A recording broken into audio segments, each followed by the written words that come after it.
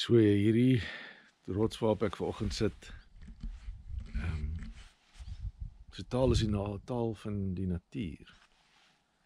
En die taal van die natuur is die taal sonder woorde. Yes, en dit is vir my 'n vreemde konsep om te dink, daar's 'n taal wat nie woorde gebruik nie. En dis die taal van die natuur, maar om daai taal te verstaan, moet jy stop soos hierdie rots. Jy moet land ergens. Jy moet geplant wees. Jy moet ergens jou territory hê, jou area hê.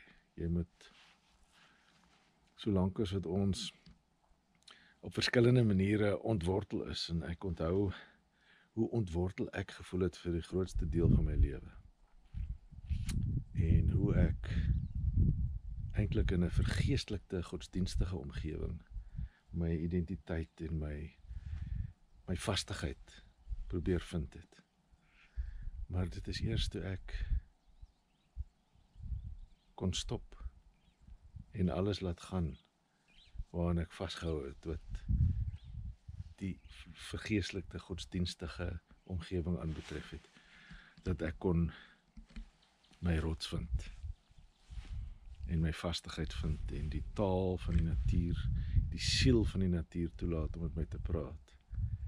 En my liggaam is ook deel daarvan, is deel van hierdie natuur.